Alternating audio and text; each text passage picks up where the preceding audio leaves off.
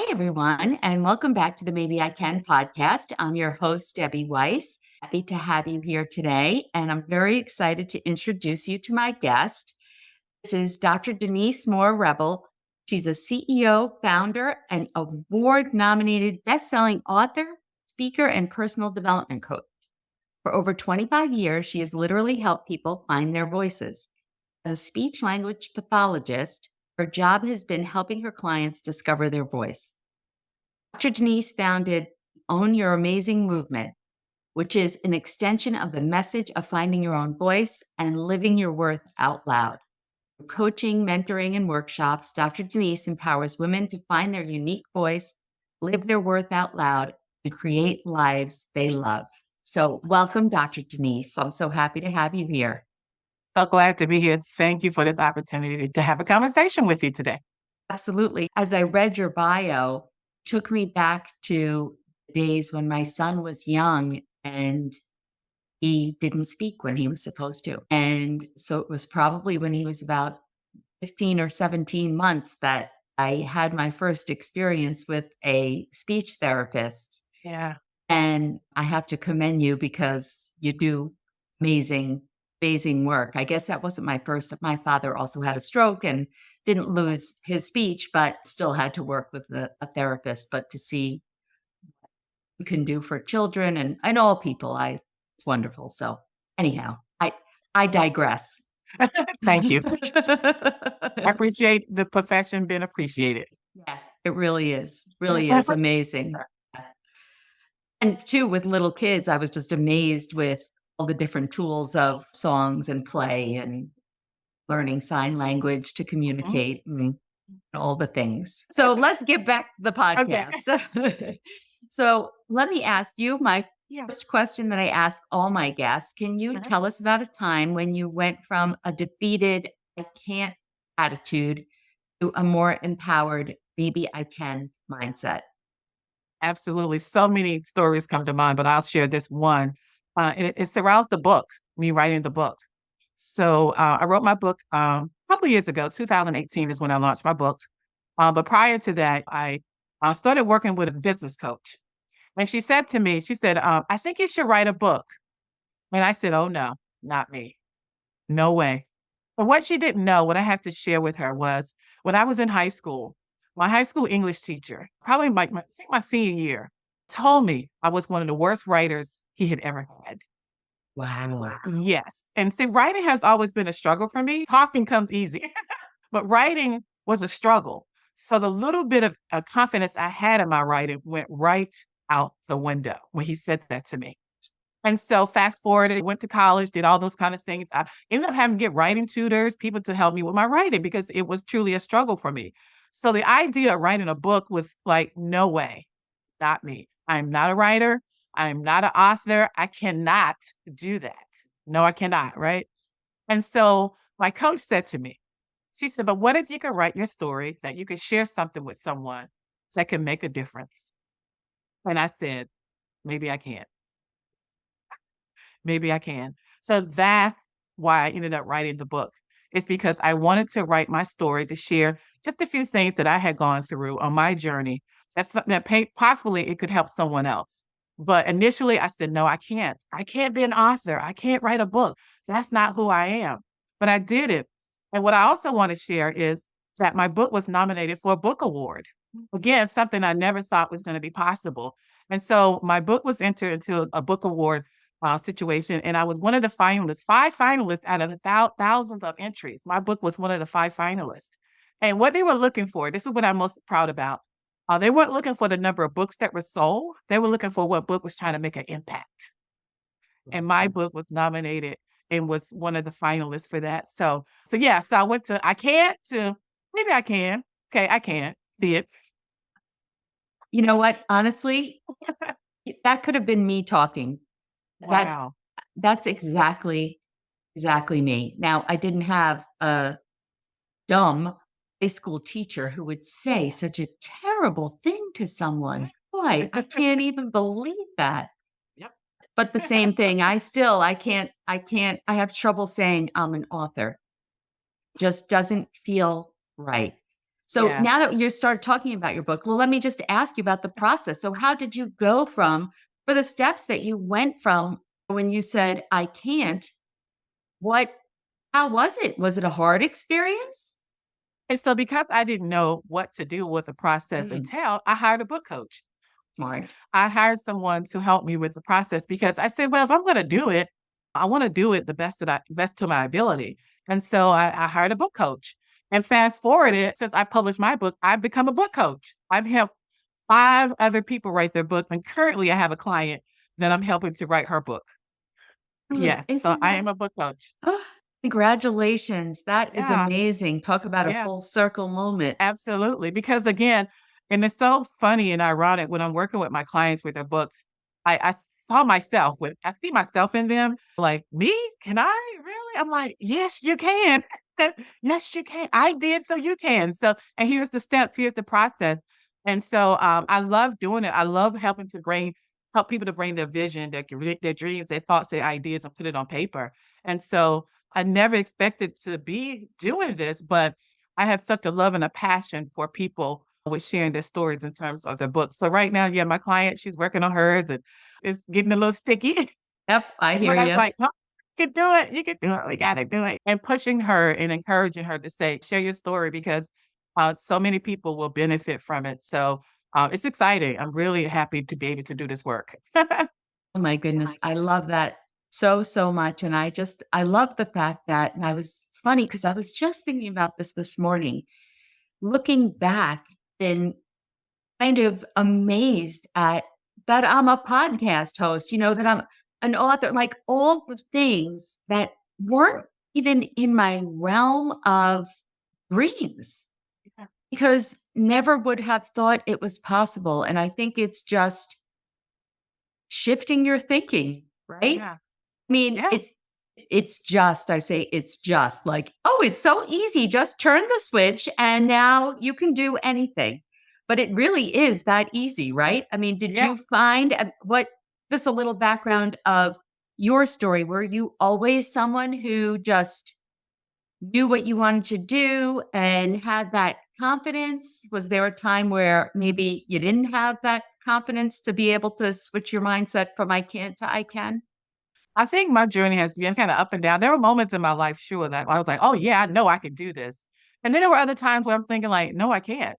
And so, just throughout my life, growing up, there are a lot of times I thought I could, I felt very confident in a lot of things, but there were some other things I'm like, "I can't do that. It's not possible."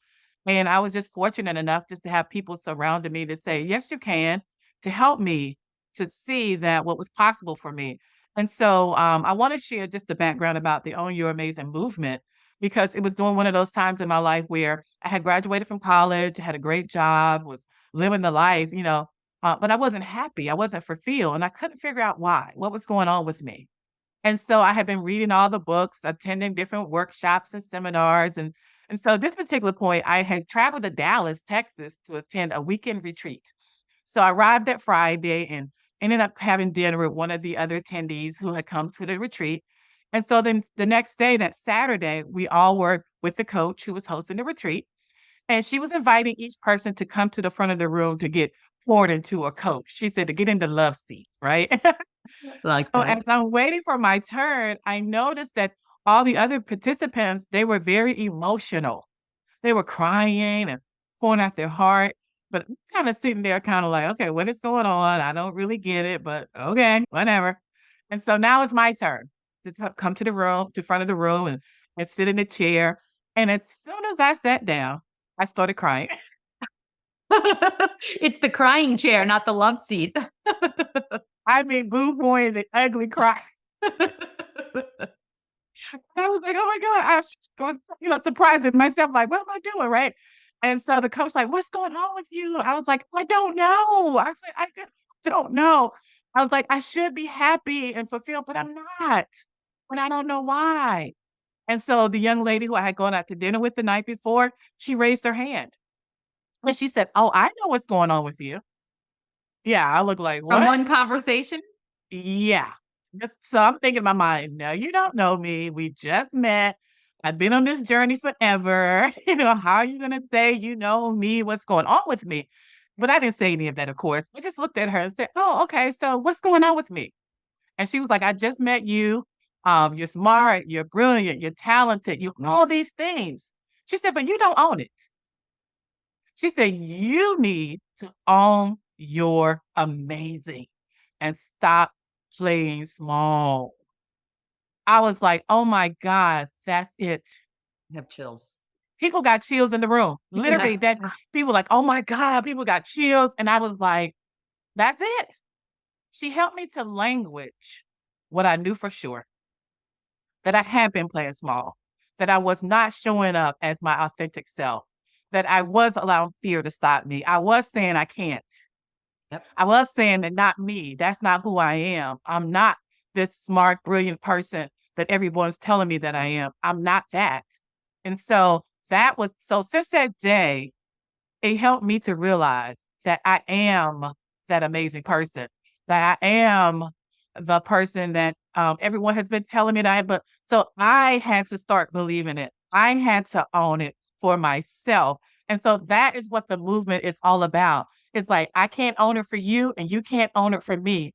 Everyone can see our brilliance. Everyone can see how talented we are. But do we see it for ourselves? Do we own it for ourselves?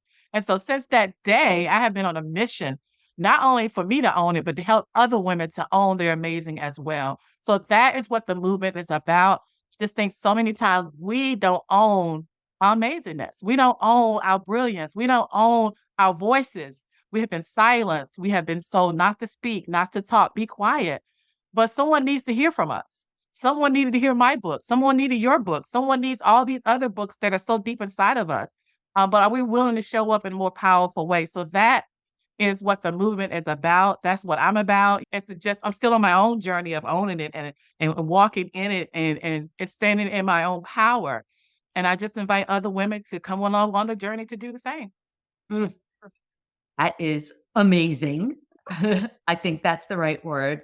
Yeah. It's an incredible story. When you're speaking, I'm thinking to myself, one of the things that I have problems with, and I think that a lot of people, and especially women, have problems with, is either one, accepting that compliment from someone, right? Without making an excuse. Well, this is the reason that my hair looks like this today, but it doesn't usually looks kind of crummy, but thanks so much. There has to always be something that you won't really accept that compliment, number one. And number two, own your amazing feels like by bragging, people think that I know am all that and think I'm all that. And I don't want people to think that. How do you overcome those things? Oh my God. Because here's the thing. We need to believe we are all that Yep. because we really are. So in my book, one of the first chapters is called Divine Design. I believe that we were created on purpose and for a purpose by a divine intelligent being. I don't think we're here by accident. I don't think that I'm made the way that I am by accident. And so with that, I tell the story about from being in Washington, D.C. We talked about that earlier. You know, the Smithsonian museums always have beautiful exhibits and always have wonderful things. So years ago, the Hope Diamond came. And I was like, I want to see this rare, exquisite, one of a kind diamond, right? And so I went. And so they had it in the glass case. All you could do is walk around and look at it. And, ooh, and ah, like, oh my God, look at that. But that's who we are. We are the Hope Diamond. We are rarity. We are one of a kind. There are 8 billion people on the planet, and no one is exactly the same. That is amazing. No one like you, and there's no one like me. We are unique, we are special, and we are amazing. And so I talk about that. And we get that foundation in our lives, and we recognize truly who we are, it's a game changer. All that. Yes, I am all that. Everyone is all that. We have been taught not to think that, but that's so erroneous. That's wrong. We are brilliant. We are amazing. We are special. We are unique. My talents and abilities are mine. Your talents and abilities and things, your perspective, your lived experiences are uniquely yours. That is amazing. And so we need to celebrate that. We don't need to dumb it down. We don't need to hide it. We need to live it out loud. It's like we need to show up in a powerful way, sharing who we are, because once we're gone, we're gone. There's no one, it's not going to be another me or you or whoever else is listening. It's just not. And so we don't show up in our brilliance, then the world misses out on what we came here to give. And so again, we're here for a purpose and on purpose. And like, what is that for? My gifts are for me. They're for me to share and help other people. My ability to talk and to communicate is not for me. It's for those children that I serve. It's for those families that I serve. But if I don't show up, if I don't see the gift and I don't see the value in what I have to offer and offer it, then people don't get help. And so Right. that's what it's really all about. We are all that and a bag of chips. We have to Fantastic. really own it Yep. and Yep. not And allow some of the messages, because we've had a lot of messages growing up telling us who we are or who we are not, what we should and what we should not be. And so when I work with my clients, the first question I ask them, well, who are you for you? How do you see yourself? How do you define yourself? What do you value you? Do you see that your gifts have value? Do you feel like what you have to say matters? So what that's one of the things I always teach my little ones who come to me with speech impediments is that what you have to say matters. I don't care if it sounds funny or different or whatever you want to call it. What you have to say to me matters, and I'm going to listen. So I make sure the environment is safe for them to feel safe to say, you matter. It doesn't matter that your words aren't coming out like everyone else's, we're gonna work on that. But what you have to say, you showing up, it really matters. And so more of us need to hear that and to know that deeply inside of us that we truly do matter. how do we start to get over? A high school teacher was a perfect example of Yeah. somebody who helped you form a limiting belief. And like you said, we've all had unique experiences and all those things that we've heard and learned, especially as children, are then what we come to believe as the truth when Mhm. we're adults. And it's very hard to separate that. You don't know sometimes where that even came from. And because of that, you believe that whatever you were told about yourself or the messages that you were sent, that they were true. And I think for me, I never stopped to really think about it and explore it. And when you say, well, what I was stumped at, what are your gifts? I don't have any gifts. What do I have? It just from question one, I was stuck. Yeah. How do you move people past that and realize their gifts and realize all of the people that played into these untrue thoughts that are flowing through their minds about themselves?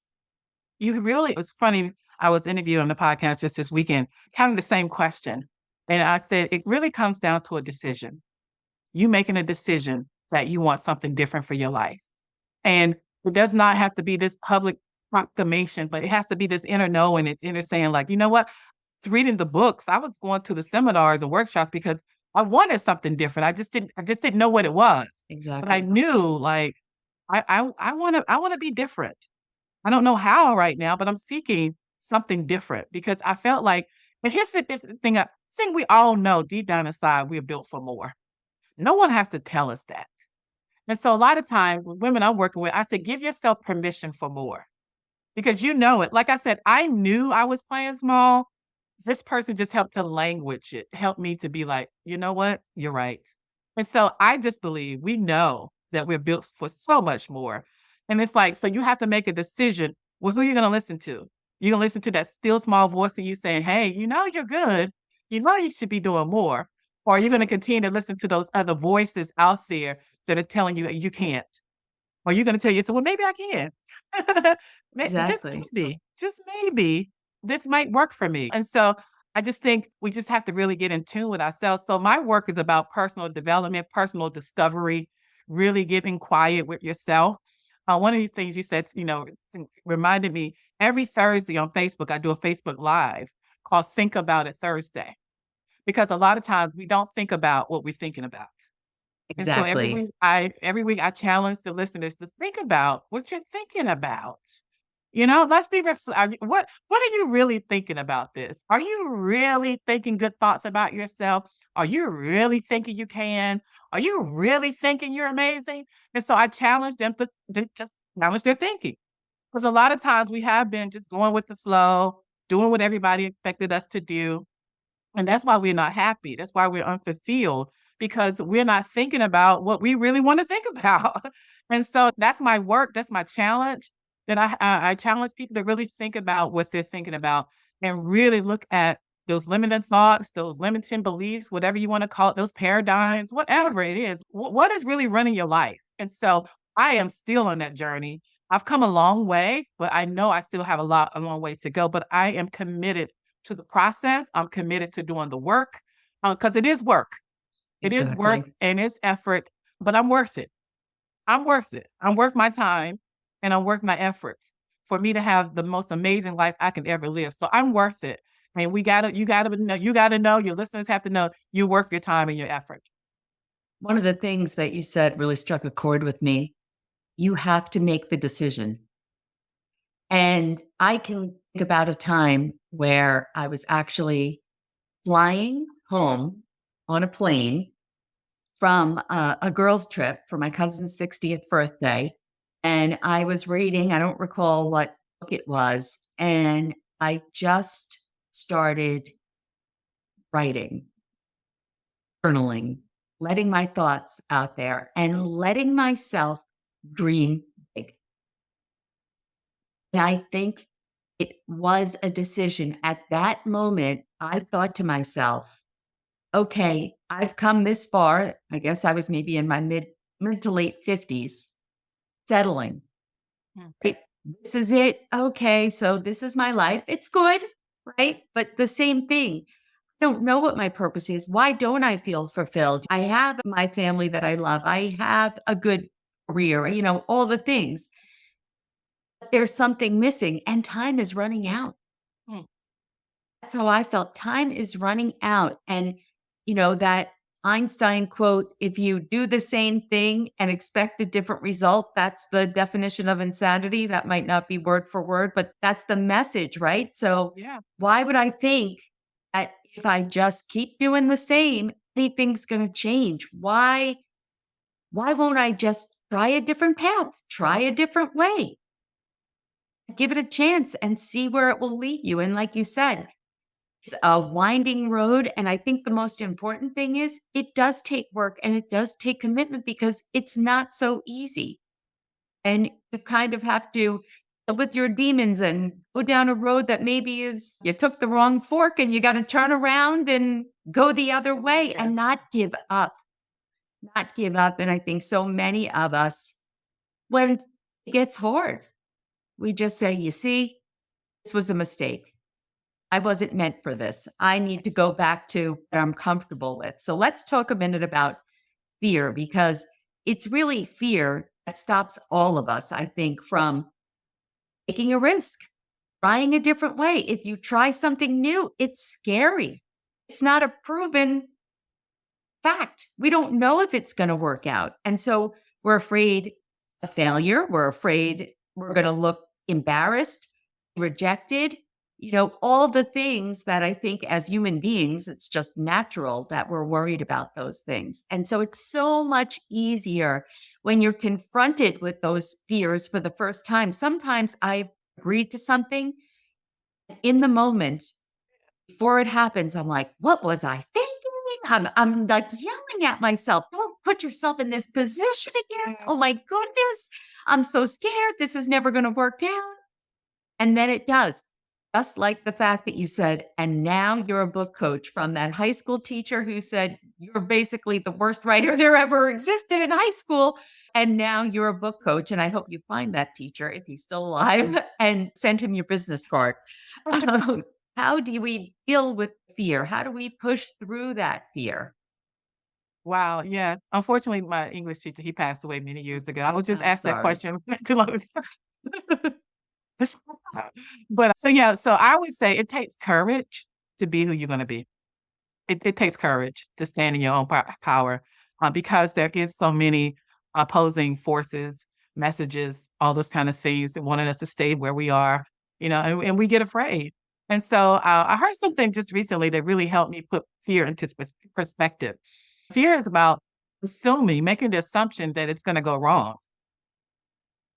And Yep, the person like, why don't you make the assumption that it's going to go right? exactly.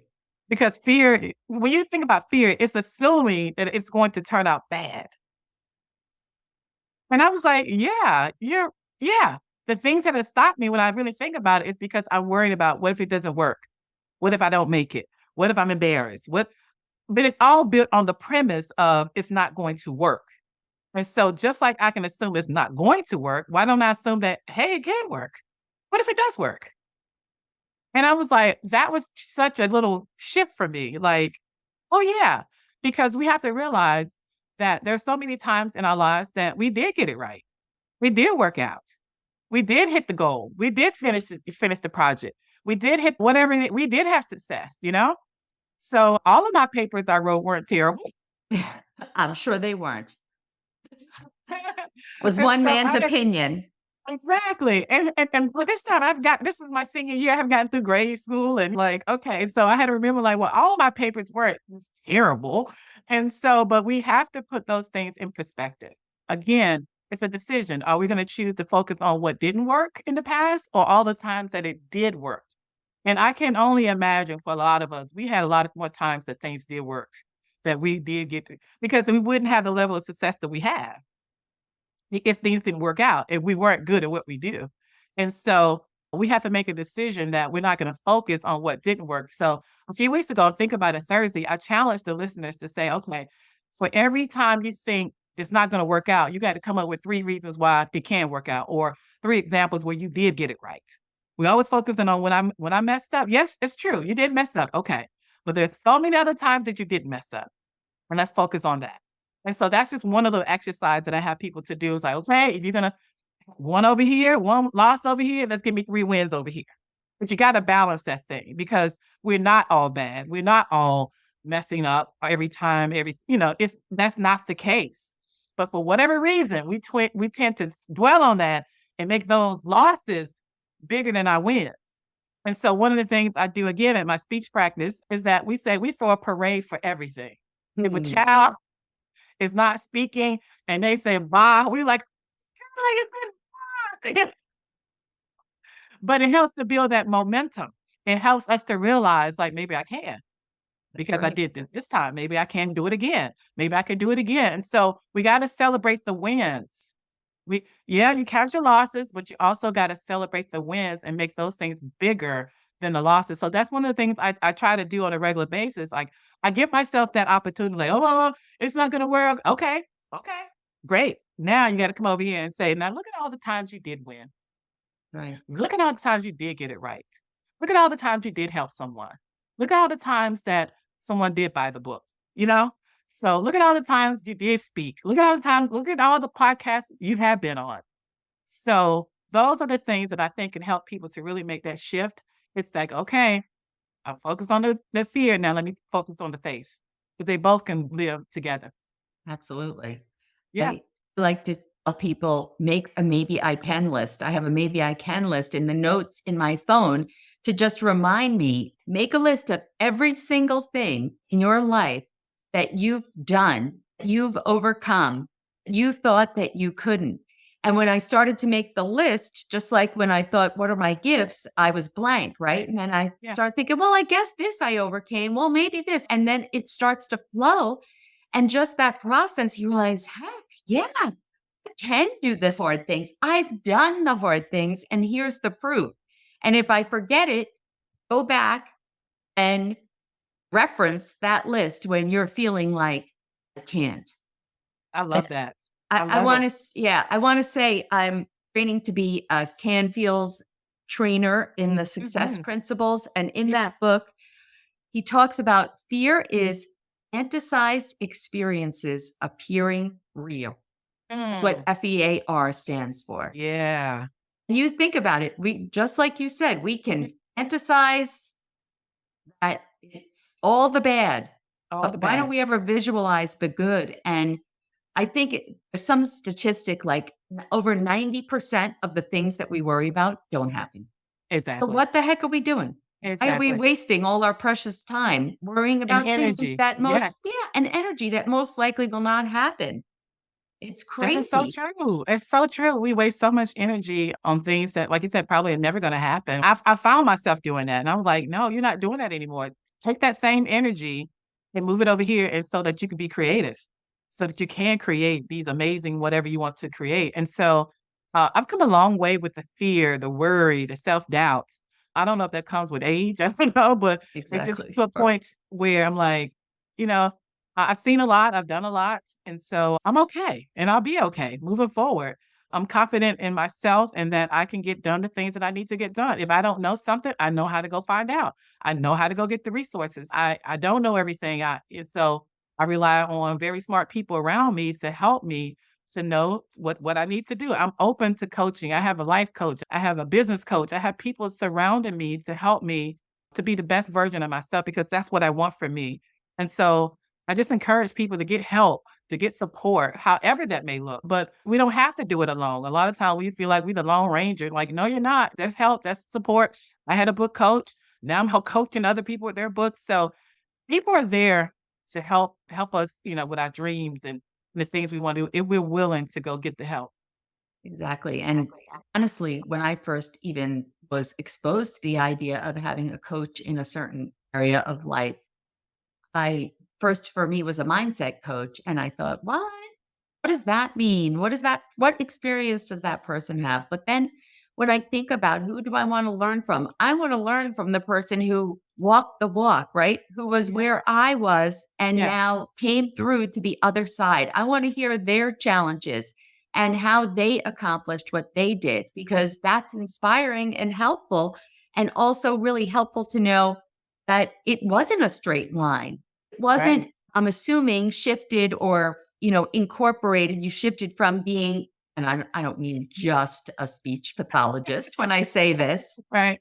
to stepping into your own amazing power. Yeah. What kind of challenges did you face when you started your coaching business? Oh, wow. The backstory is this. When I first started my speech therapy practice, because I had been working for the school and different things. And so I had the idea, well, maybe I can start my own practice and maybe I can, let's go for it. Right. And so when I first started, a friend of mine recommended that he was like, you need to get a business coach. And I was like, oh, okay, sure. Because of course I had done my research and rereadings and all that kind of stuff. So I was like, I gotta have this great business plan. And so I hired this coach and he was like, I was like, okay, first telling him what to do. I'm like, okay, the first thing I need to do is get my business plan. Here's my business plan. And he was like, no, you don't need a business plan. He said, you need a marketing plan. Mm, And I'm like, what? He said, what good is a business plan if nobody knows you're in business? What good is it that you have this space and no one knows that you're even open for business? And that was the most amazing, best advice I had ever gotten in business. So he was like, "Yeah, work on your business plan." He said, "But I'm gonna help you with your marketing plan. I have a brick and mortar business." He was like, "No one is gonna come to your space if they don't know that you're open. Let's get a plan to let people know that you're open for business." And I was like, "Okay, let me be quiet and listen to this person who obviously has a business, successful business." yep. And so I did. And in a matter of months, my practice took off because people knew I was in business, And so that was the one thing. And so when I decided to start On Your Amazing as a business, because it originally was not going to be this thing, it was just like, oh, something I talked about with friends and family. But I was like, "Oh, no, I really need to do this on a bigger scale, in a bigger way." So again, I got another business coach who had been doing what I'm trying to do, who is doing what I'm trying to do. And so the coach I have now, we've been together for a few years. And so she's helped me with the bumps and bruises and all the different ups and downs of coming into this coaching space because it is a little different than speech therapy, but not so much. I was like, I've been coaching kids and their families for years.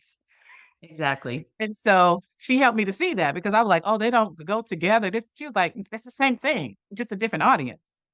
Oh, got it. So that's why it's like I've been helping people to find their voices for years, literally now figuratively. And so it could have been easier. It could have been an easier journey had I listened. Yep. A lot of the things that have gone awry, have been because I didn't listen. I was like, "Oh, no, I'm not gonna do that. That's not no." And I'm like, "Oh, yeah, that's what I exactly what I need to."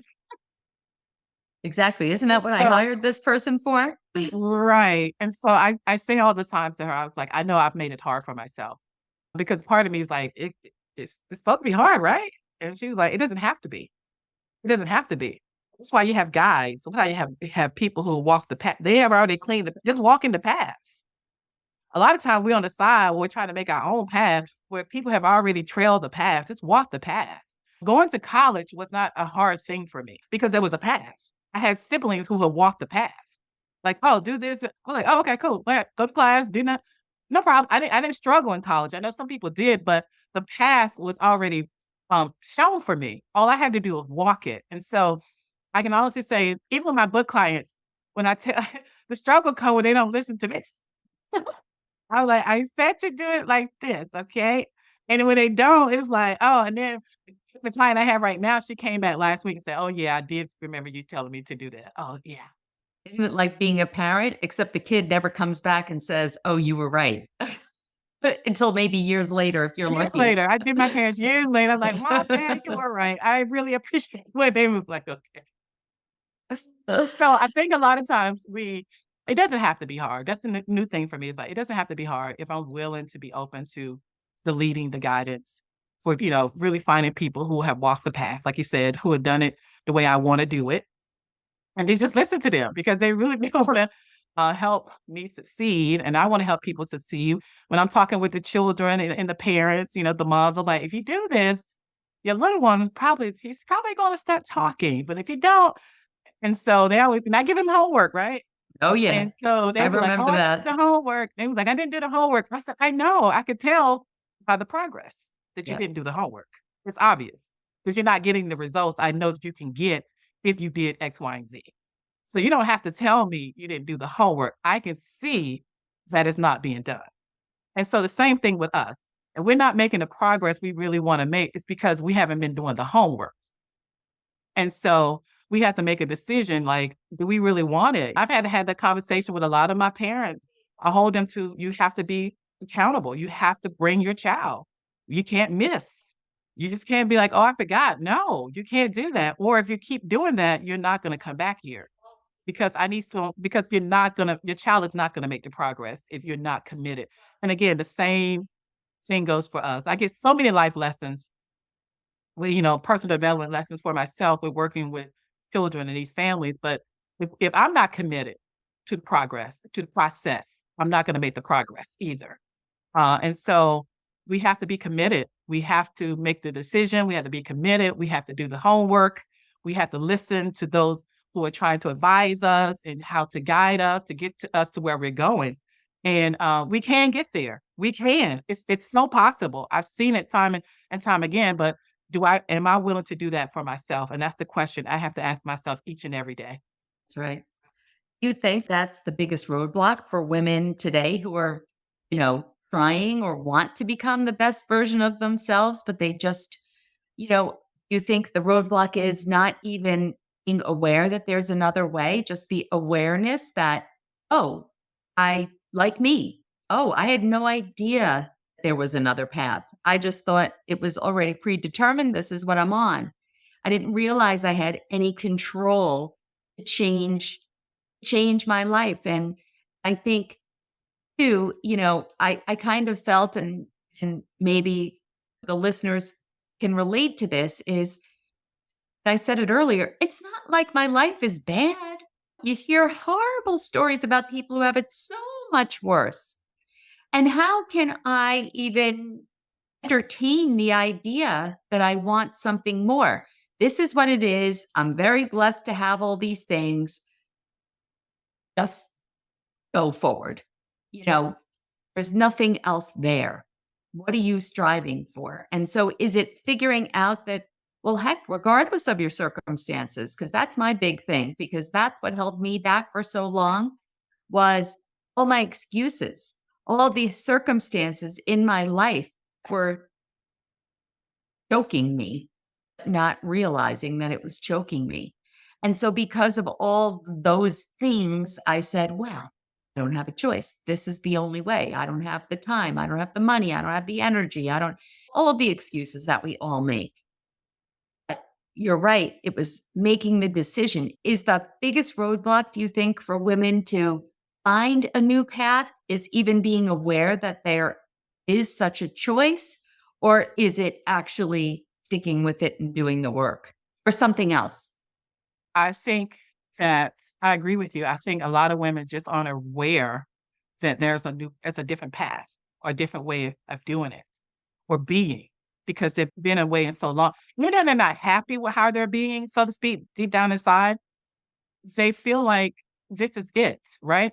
Two examples. One example is I did a workshop many years ago, and in the workshop, I always talk about self care. That's big for me. How are you Mhm. taking care of yourself as women? And so, at the end of the workshop, I always talk about like, what are you going to do for self care? We spent time talking about that. And one of my good friends came to the workshop, and so she said, at the time, she's married, she has two kids, but the kids were younger at the time. And she's like, I just want to check my stuff into a hotel one Oh, night, yeah. order room service, take a bath, and go to bed. And so we were like, "Do it, do it, do it, do it. You deserve it. You should do it, do it." And she's like, "I don't know. I didn't, I'll talk to my husband and I don't know if I have the time." We was like, "Do it," right? And so I said, "I'm gonna hold you to it." I said, "You deserve that. It's one night." Your kids, I mean, they've probably been like preteens or whatever. But so later on that day, her husband called me.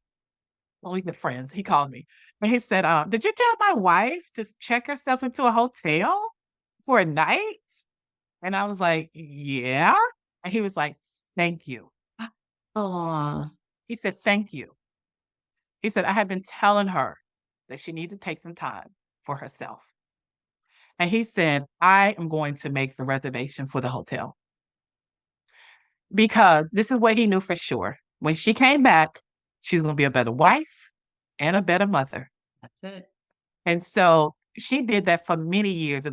Probably every couple of months, she would check herself into a hotel one night and just kind of replenish herself, right? And so fast forward now, her oldest is in college, her daughter is in high school, and she's gone all the time. And I told her husband, I said, "I'm sorry, I created a monster." I just love that he was such a Yes, supportive husband yes, who recognized yes, that. I mean, yes. that's incredible. And so a But for lot of sure, times, you were going to say that he said, "What were you doing? She can't do that. I can't stay here alone." Like I thought for sure that's no, what he was going to say. he's a So smart man. He's a smart kudos man. to him. But a lot of times we think that those around us aren't gonna be supportive of us doing it differently. And not to say everyone will be, but those who really love and care about us, they're gonna want what's best for us. He wanted his wife to be happy. He saw that she was not, and that she was struggling just with her own sense of self and the family and work and all the demands that she was had put onto herself and not taking care of herself. And so just recently, back in October, I hosted my first international wellness retreat for women. Congratulations. I've been wanting to do that for I've been wanting to do it for many years, right? And last year I said, "Maybe I can. Maybe I can. Maybe I can." And so I did. We went to Mexico for 4 days, and it was amazing. And so one of the ladies who went, she's a working mom with teenage kids and great job, all that great stuff. She said, "But I'm tired." And she said, "I've never been on a trip just for me." She says, "Always vacation with the family, with the kids." She Exactly. said, "Which is great." She said, "But I've never done anything just for me." And so she came along and she had a ball. And so I checked in with her a week later to find out, "How you doing? How's it going?" And she said, everyone was like, "You are so relaxed. You look so peaceful."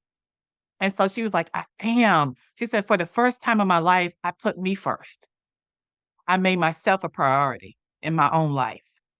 And that's what I'm about. It's like, how do we take care of ourselves so that we can take care of other people? We have giving hearts, we're very nurturing, but a lot of times we don't give to ourselves. We don't nurture ourselves. And that's why we feel depleted and burned out and unfulfilled because we have not filled up our own cup first before we try to fill up other people. What's the thing on the airplane? Putting your oxygen mask first and then help someone else. We're always trying to help everybody else and we're gasping for air. We can't Exactly. breathe. We're tired because we need to put our mask on first and then help other people. So someone asked me the other day, "So how do you do this?" I said, "It's not an either or. It's and." I used to be, "Oh, I got to take care of everyone else, not take care of me." And then I went to the other. other stream, I was taking care of me, neglecting other people. Like, it's an and. It's not an or. I can take care of me and I can show up in a powerful way to serve other people.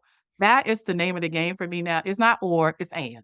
And that little word can make a big difference. Oh, I so love that. And honestly, this whole conversation, I feel like you and I are so on the same wavelength in Yes. every single thing that you talk about because I started my caregiving journey when I was only 17, when my father had a stroke when he was 45, almost 46, and lived for 30 years. And he was my responsibility for 30 years. And then, moved on to a lot of other things with my son and my husband and whatnot. And it took me until I was 50 when my friends insisted that I go away on a trip Hmm. just for the weekend. Same thing, just like your friend. I can't do that. What are they going to do without me? Oh my goodness, that's impossible. Blah, blah, blah. And the minute that we all met at the airport, I was laughing. I forgot I even had a family. And when we were there for the few days, and they would turn to me and say, "Well, what do you want to do today?" I'd look over my shoulder. Someone talking to me? You want to know what I want to do? No one ever asks me that. I'm the one asking my kids, my husband, right? At that point, what do you want to do? What do you, and making sure that everybody got what they wanted. Yeah. And it was a real eye opener to say, wait a second, Yeah. I don't regret, and I will never stop taking care of my loved ones. Yeah. But it doesn't have to mean that I don't take care of myself. And so I'm also a huge proponent of self care. And actually, when I started out in this field, that was really my message Mm. because self care is not just going and having a bubble bath and going Right. away. It's also learning Yeah. for me to say no Yes. and to Absolutely. create boundaries and be purposeful Yes. about it and know that it's okay. Retrain my loved ones a little bit, right? Oh, yeah. Luckily, your Oh, friend's yeah. husband didn't need retraining. He could Yeah. do the training, but people get used Yeah. to you in one way and used to Yeah. you doing whatever they ask whenever, how high are you going to jump? And you have to slowly say, okay, well, I started with this is the time that I go to my jazzercise class. Uh-huh. Unless something's terribly wrong, I'm going. Right. Whatever you need can wait hour Yeah. until I get back. Mhm. And in the beginning, it was, well, wait a second, this is my time. Yes. I'm going. And that's a form of self care because Yes. nobody is going to do that for you, right? I mean, Yes.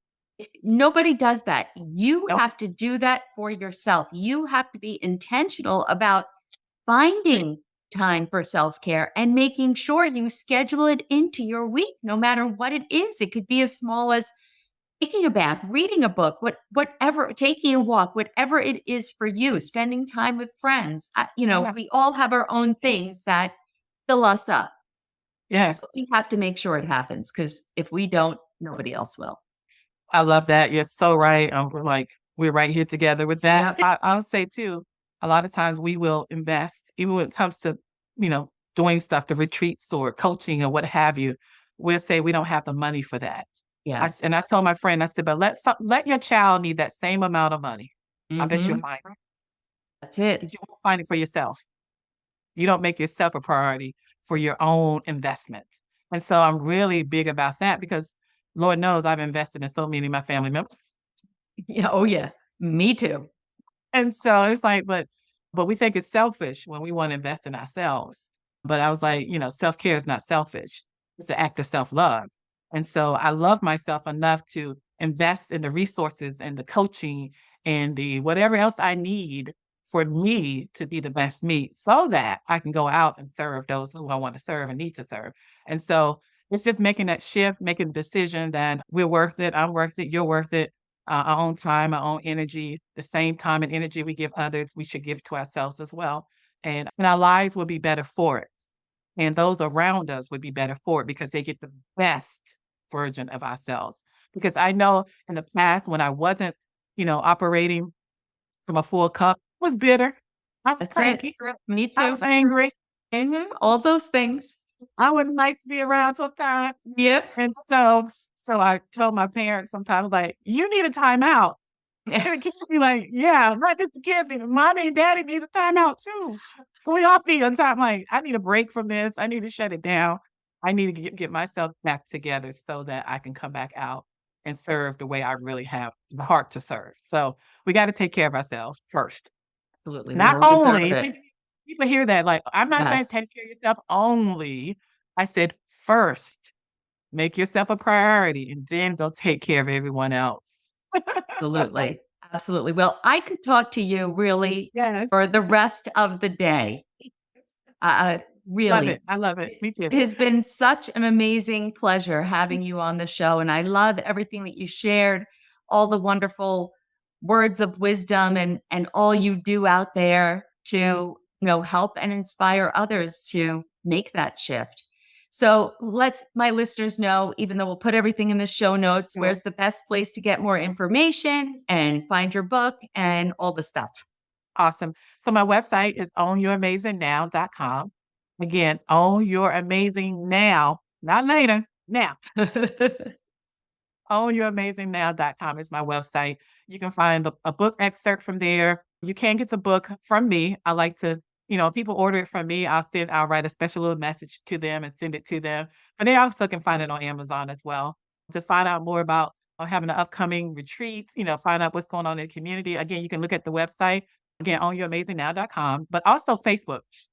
I'm there again, I said weekly doing my little live on it's called Think About It Thursdays. And so Facebook is Dr. Denise and no, it's Dr. Denise on Your Amazing. Yeah. And on Instagram, all that good stuff. But check out the website, join the movement, reach out to me if you're looking to just elevate your life, take it to the next step, to own your amazing. If you need help with that, I'm here to serve, here to help you to live your worth out. Perfect way to end. Perfect way to end. Well, thank you again. It's been wonderful. And everyone else, hope you enjoyed this conversation as much as I did. And we'll see you next time.